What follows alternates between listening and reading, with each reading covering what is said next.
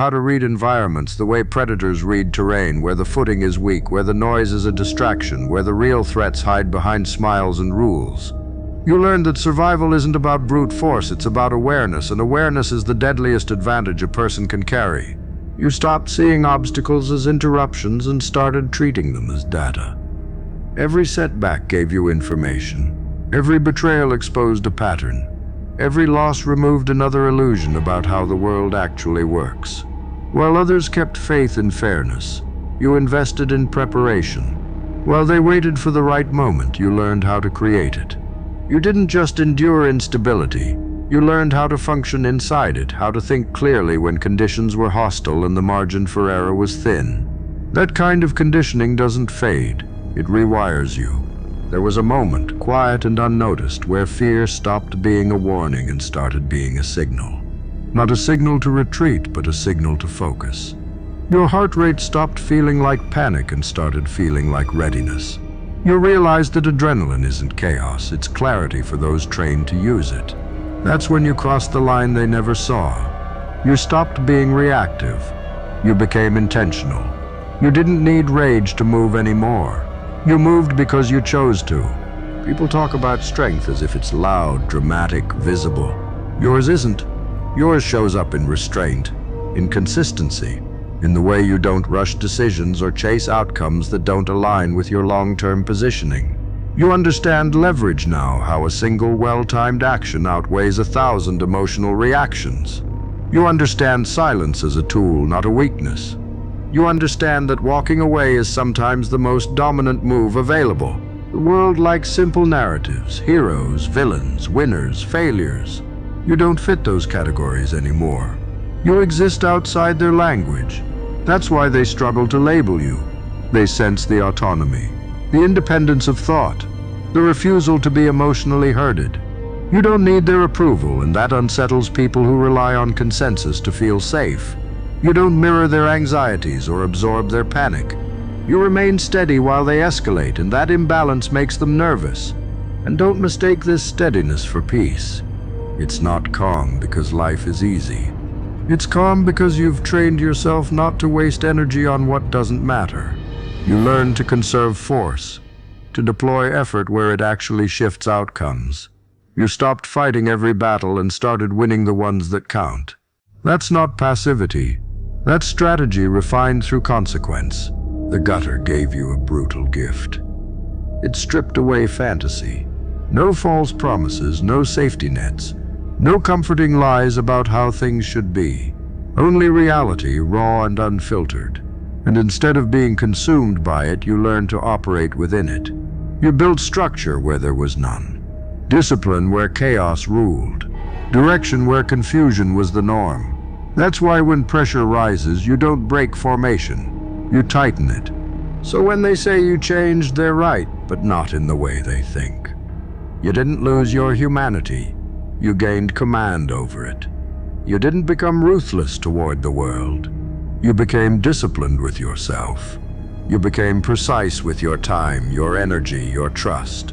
And precision is terrifying to people who live on impulse. This is what it means to become the beast they feared. Not teeth bared, not noise made, but presence felt. Decisions made without hesitation. Boundaries enforced without explanation. Progress measured in results, not applause. You didn't climb out of the gutter to be accepted. You climbed out to be untouchable. And now, no matter how loud the world gets, you move forward the same way you always have. Aware, deliberate, and impossible to put back where you came from. And here is the part they never account for, the part that makes you irreversible. You learned how to govern yourself. When everything external was unstable, unreliable, or hostile, you were forced inward. You had to become your own structure, your own discipline, your own standard. No one was there to regulate your behavior or reward your effort, so you built internal laws and enforced them without mercy.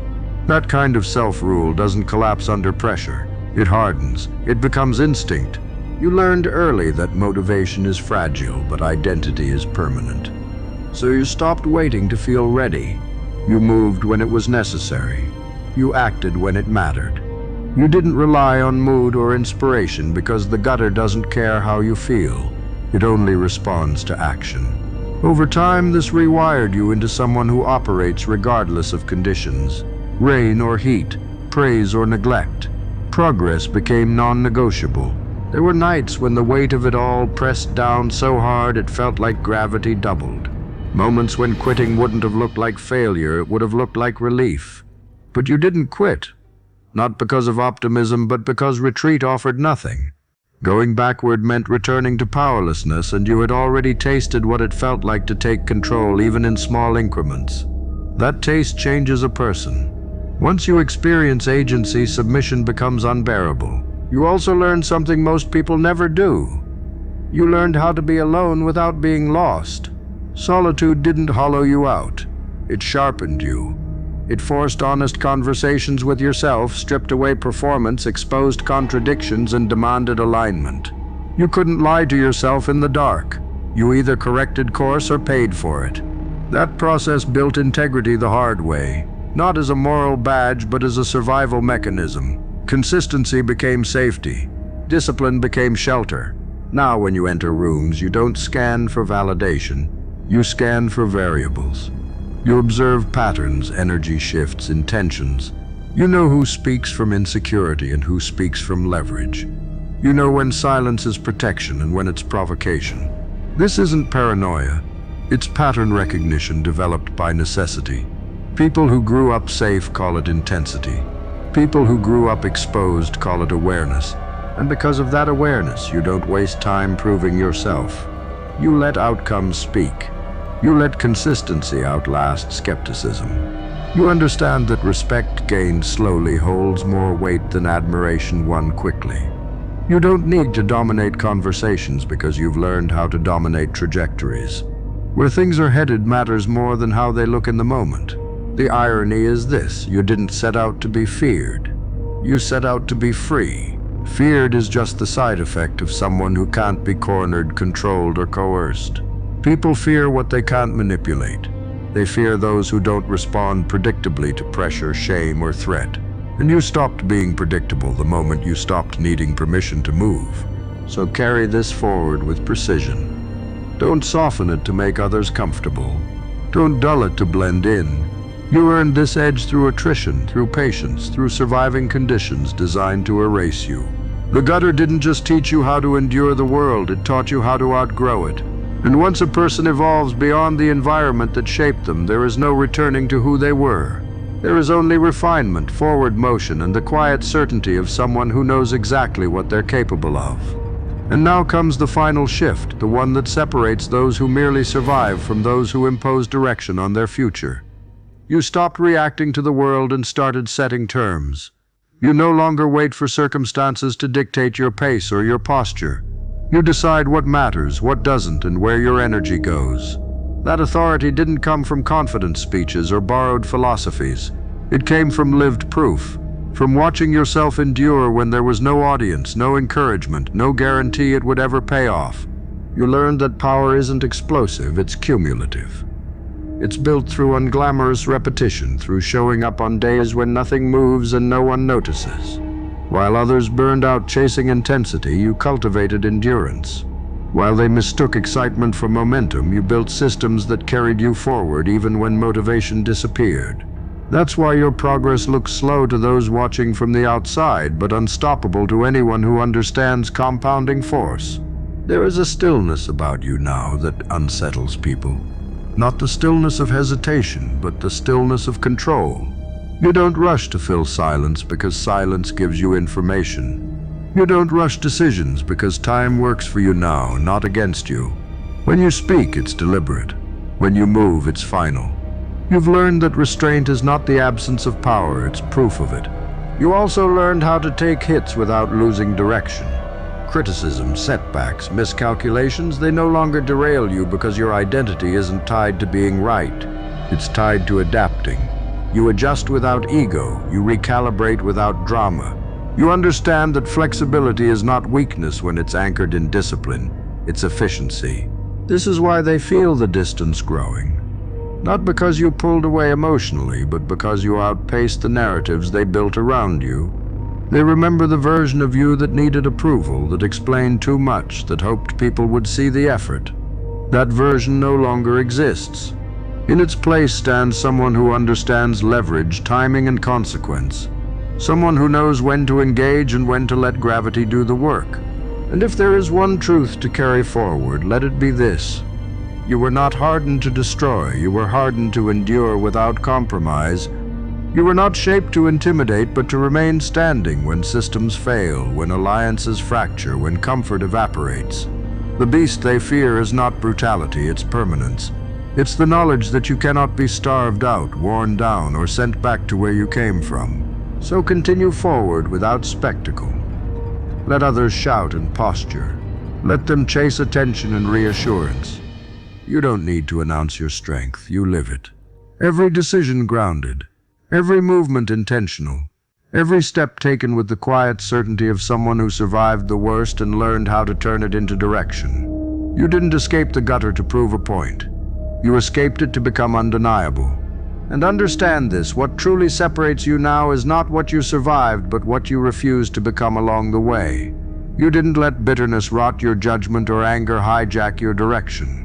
You learned how to use emotion without being ruled by it. You extracted lessons instead of carrying grudges. That restraint, that internal governance is why your presence carries weight. Anyone can be loud when wounded. Few can remain precise after being tested. Precision is rare. Precision is feared. You stopped asking the world to be fair because fairness was never the agreement. You accepted reality as it is, not as it's sold. That acceptance didn't make you passive, it made you effective. You stopped bleeding energy into complaints and started converting effort into outcomes. You learned how to choose long-term positioning over short-term relief. Comfort lost its appeal once you realized it delays growth. Ease became suspicious. Resistance became familiar. And familiarity, when mastered, becomes leverage. There's a reason chaos doesn't rattle you anymore. You've already lived inside it. You've already navigated environments where rules changed without warning and loyalty had expiration dates. So when things get unstable, others panic because their foundations were borrowed. Yours was built in motion. Yours was built while adapting. That's why you don't cling to certainty, you create it through action. You move forward knowing you can adjust mid-stride because you've done it before when the stakes were higher. You also learned how to carry responsibility without theatrics. No grand declarations, no promises shouted into the void, just quiet accountability. You do what needs to be done because it needs to be done. Not because it's inspiring, not because it's admired, but because discipline doesn't negotiate with feelings. That mindset doesn't just win battles, it wins time. And time properly used compounds into dominance. People sense that you are no longer available for manipulation. Guilt doesn't steer you. Fear doesn't corner you. Flattery doesn't distract you. You listen, you observe, and you decide. That autonomy is threatening to systems built on compliance and to people who rely on emotional leverage to feel powerful. You don't resist them loudly. You simply stop responding to the hooks. And nothing frustrates a manipulator more than losing access. This is the final truth. What you became cannot be undone. You can soften your tone, change your environment, refine your methods, but the core is permanent. You know too much now. You've seen what pressure reveals and what comfort conceals. You've felt your own resilience tested and confirmed. There is no returning to naivety once you've survived with awareness. So move forward with that certainty anchored deep. Not arrogance, not hostility, certainty. The kind that doesn't seek validation because it's already been proven in silence. You became the beast they feared, not through violence or noise, but through evolution. And evolution doesn't announce itself, it advances, adapts, and outlasts. Like, comment, and subscribe.